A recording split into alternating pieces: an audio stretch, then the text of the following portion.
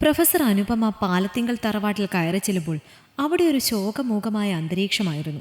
അതൊന്നും തങ്ങളെ ബാധിക്കില്ല എന്ന രീതിയിൽ എല്ലാവരാലും അവഗണിക്കപ്പെട്ട് മുറ്റത്ത് നടന്ന് കൊത്തിപ്പെറുക്കി തിന്നുന്ന കുറേ വൈറ്റ് ലഗോൺ കോഴികൾ. അനുപമയുടെ കാർ മുറ്റത്തെത്തിയത് മുതൽ കൂട്ടിൽ കിടന്ന് ഒരു കാവൽക്കാരൻ്റെ ഗാംഭീര്യത്തിൽ നിർത്താതെ കുരയ്ക്കുന്ന ഒരു അൾസേഷ്യൻ നായ. മുറ്റത്തെയും തൊടികളിലെയും മരങ്ങളിൽ ഉടമസ്ഥനോടുള്ള അരിശം തീർക്കാനെന്ന മട്ടിൽ വള്ളികൾ നിറയെ കായ്ച്ചു കിടക്കുന്ന കുരുമുളക് ചെടികൾ. ആകെ ഒരു വന്യമായ സൗന്ദര്യത്തിൽ മുങ്ങിക്കിടക്കുകയാണ് പാലത്തിങ്കൽ വലിയ തറവാട്.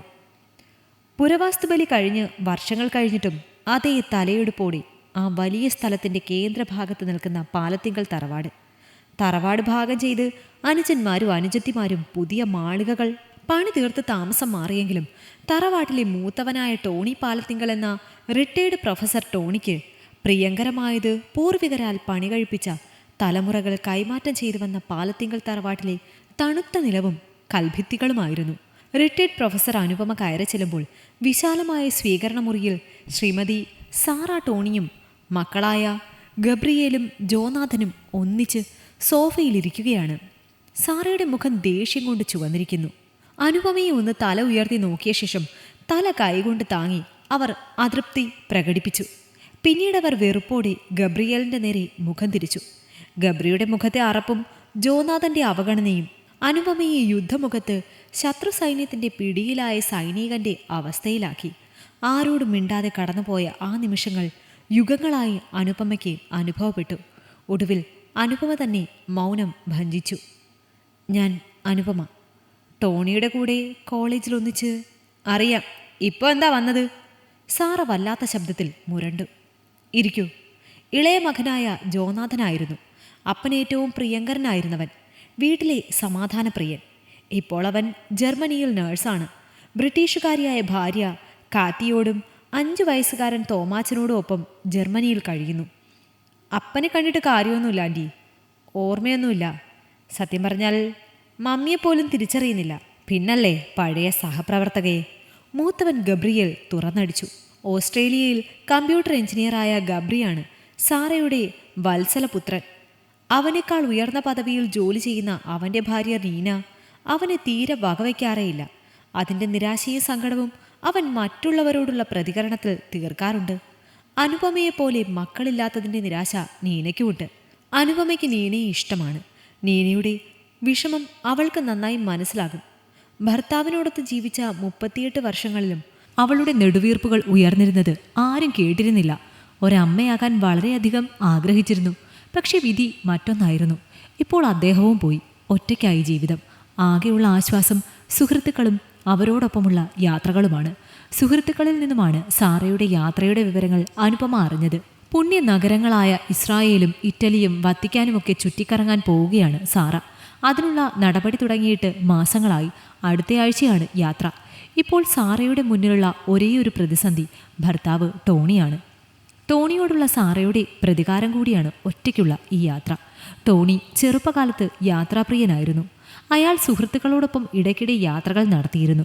പക്ഷേ അത്തരം യാത്രകളിലൊന്നും ഭാര്യയെയും കുട്ടികളെയും അയാൾ പങ്കെടുപ്പിച്ചിരുന്നില്ല. ഇപ്പോൾ സ്വന്തമായി ഒന്നും ചെയ്യാനാകാതെ പരസഹായ അവസ്ഥയിൽ അയാൾ എത്തിയിരിക്കുന്നു. വീട്ടുഭരണത്തിൻ്റെ ചെങ്കോൾ ടോമിയിൽ നിന്നും സാറ ഏറ്റെടുക്കുന്നു. അയാളുടെ ഈ അകാല വാർദ്ധക്യ അവസ്ഥയിൽ ഭാര്യയും മക്കളും അയാളെ ഒന്നിലും ഉൾപ്പെടുത്തുന്നില്ല. ആ വലിയ വീട്ടിൽ ടോണി മാനസികമായി ഒറ്റപ്പെടുന്നു. സാറയും ഗബ്രിയും അനുപമയെ അവഗണിച്ചു. അകത്തെ മുറിയിലേക്ക് നടന്നു. നല്ലവനായ ജോനാഥ് അങ്ങനെ ചെയ്യാൻ പറ്റുന്നില്ല. അവന് അനുപമയെ അടുത്തറിയാം. അപ്പനുമായുള്ള അനുപമയുടെ സൗഹൃദവും അറിയാം. അപ്പനൊപ്പം കോളേജിലെ സ്റ്റാഫ് റൂമിൽ കയറുമ്പോൾ അനുപമയെ കാണാനും ആ സ്നേഹം അനുഭവിക്കാനും അവന് കഴിഞ്ഞിട്ടുണ്ട്.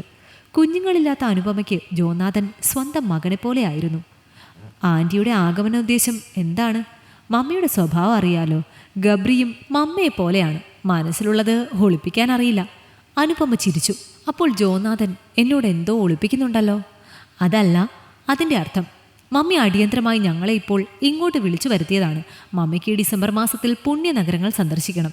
ഈ ക്രിസ്മസ് ഓസ്ട്രേലിയയിൽ ആഘോഷിക്കണം. അവിടെ ഗബ്രിയോടും നീനയോടും. ഈ വർഷം ക്രിസ്മസ് ആഘോഷങ്ങൾ ഒരു 4 ആഴ്ചത്തെ പരിപാടി. അതുവരെ അപ്പനെ ഒരു വൃദ്ധസദനത്തിലാക്കണം. അപ്പനോട് പറഞ്ഞിട്ട് ഒരു പ്രതികരണവുമില്ല. അതെപ്പോഴും അങ്ങനെ തന്നെ ആയിരിക്കും. പക്ഷെ അതറിഞ്ഞത് മുതൽ അപ്പനൊന്നും കഴിക്കുന്നില്ല. എല്ലാത്തിനും ഒരു ഉദാസീനത. അതിൻ്റെ ടെൻഷനിലാണ് മമ്മി ഇപ്പോൾ. ജോനാഥൻ, ഞാനത് ആനി സിസ്റ്ററിൽ നിന്ന് അറിഞ്ഞിരുന്നു. കോളേജിൽ ആനി ഞങ്ങളുടെ സഹപ്രവർത്തകയായിരുന്നല്ലോ. നിങ്ങൾ വിചാരിക്കുന്നത് പോലെ വലിയ സൗകര്യമൊന്നും ടോണിക്ക് അവിടെ കിട്ടില്ല. അയാളുടെ സ്വഭാവം അറിയാലോ. എപ്പോഴും പരിഗണനയും സ്നേഹവും ഒരേപോലെ കിട്ടിയില്ലെങ്കിൽ. ഞാൻ മമ്മിയോട് വേറൊരു നിർദ്ദേശം പറഞ്ഞിരുന്നു. അപ്പനെ പരിചരിക്കാൻ 1 മാസത്തേക്ക് 2 ആളുകളെ വീട്ടിൽ ഏർപ്പെടുത്താമെന്ന്. പക്ഷെ വേറെ ആരെയും ഈ തറവാട് ഏൽപ്പിച്ചിട്ട് പോകാൻ മമ്മിക്ക് സമ്മതമില്ല. ഞാൻ ടോണിയെ കൊണ്ടുപോയിക്കോട്ടെ 1 മാസത്തേക്ക് എൻ്റെ വീട്ടിലേക്ക്. സാറ് മടങ്ങി വരുമ്പോൾ തിരികെ ഞാനിവിടെ കൊണ്ടുവന്നാക്കിയാൽ പോരെ? അതൊന്നും ശരിയാകില്ല. ആൾക്കാർ ഓരോന്ന് പറയും. അന്യ വീട്ടിൽ ഭർത്താവിനെ ഏൽപ്പിച്ച് ലോകം ചുറ്റാൻ പോയെന്നൊരു പഴി മമ്മിക്കുണ്ടാകില്ലേ? ജോനാഥൻ്റെ ഭാര്യ ഒരു പുരോഗമനവാദിയല്ലേ? രാജ്യം മാറിയതുകൊണ്ട് മനസ്സ് മാറില്ലല്ലോ അല്ലേ? ഒരു മലയാളി പുരുഷന് അങ്ങനെയല്ലേ ചിന്തിക്കാൻ കഴിയൂ? ജോനാഥൻ കാത്തിയെ വിളിക്കൂ, സംസാരിക്കൂ, അവളോട് അഭിപ്രായം ചോദിക്കൂ. എന്തായാലും ഈ അവസ്ഥയിലുള്ള ടോണിയെ ഞാൻ കൂട്ടിക്കൊണ്ടു പോകുന്നത് മറ്റൊന്നിനുമല്ലെന്ന് എല്ലാവർക്കും വ്യക്തമല്ലേ? പിന്നെ ആരാ ഇമാതിരി പരദൂഷണം പറയാൻ? അതല്ല ആൻറ്റി, ഈ പുണ്യമാസമായ ഡിസംബറിൽ ഭക്തിയിൽ പുണ്യ നഗരങ്ങളൊക്കെ ചുറ്റിക്കറങ്ങി മടങ്ങി വരുമ്പോൾ ടോണിയെ ഏൽപ്പിക്കുന്നവർ അയാളെ കൃത്യമായി പരിചരിച്ചില്ല എങ്കിൽ, അയാൾ ഒട്ടും സന്തോഷവാനായില്ല എങ്കിൽ, സാറ നേടിയ ഈ പുണ്യം കൊണ്ട് എന്താണ് പ്രയോജനം? നിങ്ങൾക്ക് ടോണിയോട് സ്നേഹമുണ്ടെങ്കിൽ അങ്ങനെ ഒരു സ്ഥലത്ത് അയാളെ വിട്ടിട്ട് പോകരുത്. ജോനാഥൻ ദൂരെ മാറി നിന്ന് ഫോണിൽ ആരോടോ ദീർഘമായി സംസാരിച്ചു. അയാളുടെ കണ്ണുകൾ നിറയുന്നതും നെടുവീർപ്പിടുന്നതും അനുപമ വീക്ഷിച്ചു. ആൻറ്റി പറഞ്ഞത് തന്നെയാണ് കാത്തിയും പറയുന്നത്. ഞാൻ നീനയോട് സംസാരിച്ചു, അവൾക്കും അതേ അഭിപ്രായമാണ്. പക്ഷെ മമ്മി, പിന്നെ ഗബ്രി, അവർ സമ്മതിക്കൂ എന്നാണ്. അതെന്താ, നിന്റെ മമ്മി ഒരു സ്ത്രീയല്ല എന്നുണ്ടോ? അവർക്ക് മനുഷ്യത്വമില്ല എന്നാണോ? ജോനാഥൻ കൊടുങ്കാറ്റ് പോലെ അകത്തേക്ക് പോയി. ഉച്ചത്തിലുള്ള സംസാരങ്ങൾക്കും ആക്രോശങ്ങൾക്കും ശേഷം 3 പേരും തിരികെ വന്നു. സാറയുടെ മുഖത്ത് വെറുപ്പിന് പകരം അനുകമ്പ തെളിഞ്ഞിരുന്നു. അനുപമ മറ്റുള്ളവർ അറിഞ്ഞാൽ വൃദ്ധയായ ഭർത്താവിനെ കാമുകിയെ ഏൽപ്പിച്ച് ലോകം ചുറ്റാൻ പോയ ഭാര്യ.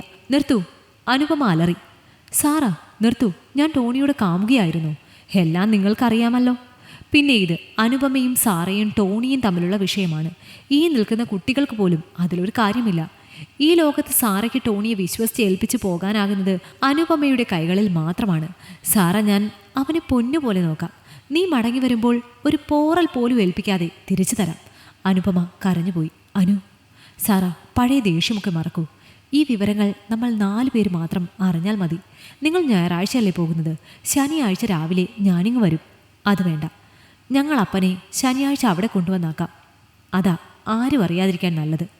അനുപമ പിന്നെ ഒന്നും മിണ്ടാതെ തിരിച്ചു നടന്നു. സാറ തളർന്നതുപോലെ സോഫയിലേക്ക് വീണു. ശനിയാഴ്ച 3 പേരും ടോണിയുമായി അനുപമയുടെ വീട്ടിലെത്തി. അവർ 5 പേരും ഒന്നിച്ചിരുന്ന് പ്രാതൽ കഴിച്ചു. സാറ ടോണിയെ ദോശയും സാമ്പാറും കഴിപ്പിക്കുന്നത് അനുപമ നോക്കിയിരുന്നു. താഴത്തെ നിലയിലെ ഒരു വലിയ റൂം തന്നെ അനുപമ ടോണിക്ക് വേണ്ടി തയ്യാറാക്കിയിരുന്നു. ഉച്ചയോടെ സാറയും മക്കളും യാത്ര പറഞ്ഞ് സ്ഥലം വിട്ടു. അനുപമ തൻ്റെ കലണ്ടറിൽ 28 എന്ന് ചുവന്ന അക്ഷരത്തിലെഴുതി. തനിക്ക് ടോണിയെ പരിചരിക്കാൻ കിട്ടുന്ന 28 ദിവസങ്ങൾ. 29-ാം ദിവസം സാറ മടങ്ങി വരും. അപ്പോൾ ടോണിയെ മടക്കി ഏൽപ്പിക്കണം. ടോണിയോടൊപ്പമുള്ള ഓരോ നിമിഷവും അവൾ ആനന്ദിച്ചു. സദാ കിടക്കയിൽ തന്നെ ചിലവിടാൻ ഇഷ്ടപ്പെട്ടിരുന്ന ടോണിയെ അവൾ കസേരയിലിരുത്തി. അയാൾക്കേറെ ഇഷ്ടമുള്ള കിഷോർ കുമാറിൻ്റെ ഹിന്ദി സിനിമാ ഗാനങ്ങൾ ചെറിയ ശബ്ദത്തിൽ ആ മുറിയിൽ മുഴങ്ങി. ആദ്യത്തെ 4 ദിവസങ്ങളിൽ അയാൾ അതിനോട് പ്രതികരിച്ചതേയില്ല. എപ്പോഴും കണ്ണടച്ച് കിടക്കാനായിരുന്നു താല്പര്യം. പിന്നെ പിന്നെ അയാൾ സംഗീതം ആസ്വദിക്കുന്നതായും കൈവിരലുകൾ കൊണ്ട് താളം പിടിക്കുന്നതായും അനുപമയുടെ ശ്രദ്ധയിൽപ്പെട്ടു. അയാളെ ഭക്ഷണം കഴിപ്പിക്കാനും അല്ലാത്ത സമയം അയാളെ നിരീക്ഷിച്ചു കൂടെയിരിക്കാനും അവൾ ഇഷ്ടപ്പെട്ടു. അവൾക്ക് പഴയ കോളേജ് സ്റ്റാഫ് റൂം ഓർമ്മ വന്നു. പരസ്പരം ഇഷ്ടപ്പെടുന്ന വിവാഹിതരായ 2 പേർ. ഇഷ്ടങ്ങൾ പുറത്തറിയിക്കാതിരിക്കാൻ അവർ വളരെ പാടുപെട്ടിരുന്നു. ഭാര്യയെയും മക്കളെയും ജീവന് തുല്യം സ്നേഹിക്കുന്ന പരുക്കനായ ടോണി. ഭർത്താവിൻ്റെ പ്രിയങ്കരിയായിട്ടും അയാളുടെ മക്കളെ പ്രസവിക്കാനുള്ള ഭാഗ്യം സിദ്ധിക്കാതിരുന്ന അനുപമയായിരുന്നു ആ 2 പേർ. ഒരിക്കൽ ഏതോ കാര്യത്തിനായി ടോണിയുടെ കെമിസ്ട്രി ടെക്സ്റ്റ് എടുത്ത ഹെൻറി സാറിന് അതിൽ വെള്ള പേപ്പറിൽ പെൻസിൽ കൊണ്ട് വരച്ചു വെച്ച അനുപമയുടെ ഛായാചിത്രം കിട്ടി. അത് സ്റ്റാഫ് റൂമിൽ സംസാര വിഷയമായി. 2 പേരുടെയും വീടുകളിൽ അതറിഞ്ഞു. അനുപമയുടെ ഭർത്താവായ രവി അവളെ, പോട്ടെ, നീ തെറ്റൊന്നും ചെയ്തില്ലല്ലോ എന്ന് ചേർത്ത് പിടിച്ച് ആശ്വസിപ്പിച്ചു. ഹെൻറി സാറിൻ്റെ ഭാര്യയിൽ നിന്നും വിവരം അറിഞ്ഞ സാറ കുട്ടികളെയും കൊണ്ട് അവളുടെ വീട്ടിൽ പോയി. മാസങ്ങളോളം നീണ്ടുനിന്ന കുടുംബ ചർച്ചകൾക്കൊടുവിൽ ഇനി ഒരിക്കലും അനുപമയുമായി സൗഹൃദം പാടില്ല, സംസാരിക്കാൻ കൂടി പാടില്ല എന്ന നിബന്ധനയിൽ സാറ പാലത്തിങ്കൽ തറവാട്ടിലേക്ക് മടങ്ങി വന്നു. തങ്ങളുടെ കരിയറിലെ അവശേഷിച്ച 12 വർഷങ്ങൾ ഒന്നിച്ചൊരു സ്റ്റാഫ് റൂമിൽ എതിർവശത്തുള്ള ഇരിപ്പിടങ്ങളിൽ പരസ്പരം കണ്ണുകൾ കൊണ്ട് മാത്രം സംസാരിച്ച് ഒടുവിൽ അവർ വിരമിച്ചു. വിരമിക്കൽ ദിവസങ്ങളിൽ പോലും രണ്ടുപേരും പരസ്പരം സംസാരിച്ചില്ല. എല്ലാ ബുധനാഴ്ചയും അനുപമ ലൈബ്രറിയിൽ ചിലവിടുമായിരുന്നു. ആ സമയങ്ങളിൽ അവളെ തേടി വന്ന ആ ഫോൺ സന്ദേശം, അതിലൂടെ അവളോട് സംസാരിച്ച അജ്ഞാതനായ ആ ശബ്ദത്തിനുടമ ടോണി ആയിരുന്നെന്ന് മറ്റാരും അറിഞ്ഞിരുന്നില്ല. മരണം വരെയും ആ സൗഹൃദം മുന്നോട്ട് കൊണ്ടുപോകണമെന്ന വാശിയായിരുന്നു ടോണിക്ക്. അവൾ വിരമിക്കുന്നതിന് കുറച്ച് നാളുകൾക്ക് മുമ്പ് അവളുടെ ഭർത്താവായ രവി ഹൃദയസ്തംഭനത്തിൽ മരിച്ചു. വിരമിച്ച അധികകാലം കഴിയുന്നതിന് മുൻപ് തന്നെ ടോണിക്ക് ഒരു സ്ട്രോക്ക് വന്നു. കൈകാലുകൾക്ക് വിറയലും മറവിയും തുടങ്ങി. ഉന്മേഷമില്ലാതെ സദാ മുറിയിൽ തന്നെ തങ്ങിയ അയാളെ ആരും പിന്നീട് ശ്രദ്ധിക്കാതെയായി. വൈകാതെ അയാൾ ആ ഇരുട്ടുമുറിയിലെ തടവിലായി മാറി. ടോണി ഇപ്പോൾ വരയ്ക്കുമോ? വേണമെങ്കിൽ ഞാൻ കുറച്ച് പേപ്പറും നിറങ്ങളും തരാം. ടോണി ഒന്നും പ്രതികരിച്ചതേയില്ല. അയാളുടെ കിടക്കയോട് ചേർന്നുള്ള മേശപ്പുറത്ത് അവൾ നിറങ്ങൾ നിരത്തിവെച്ചു. 2 ദിവസങ്ങൾ കഴിഞ്ഞിട്ടും അയാൾ അതൊന്നും തുറന്നു നോക്കുക പോലും ചെയ്തില്ല.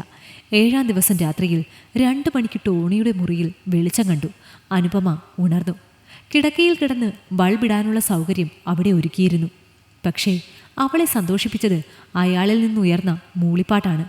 അവൾ ആ പാട്ടും കാതോർത്ത് കിടക്കയിൽ തന്നെ കിടന്നു. ഒരുപക്ഷെ തന്നെ കണ്ടാൽ അയാൾ പാട്ട് നിർത്തിയാലോ എന്നവൾ ഭയപ്പെട്ടു. സമയം കുറേ കഴിഞ്ഞപ്പോൾ അവൾ ശബ്ദമുണ്ടാക്കാതെ പൂച്ച നടത്തത്തിൽ ആ മുറിയിലെത്തി നോക്കി. അയാൾ കട്ടിലിരുന്ന് പേപ്പറിൽ എന്തോ വരയ്ക്കുകയാണ്. അയാളിൽ വന്ന മാറ്റത്തിൽ അവൾക്ക് സന്തോഷം തോന്നി. അവൾ അയാളെ ശല്യപ്പെടുത്തിയില്ല.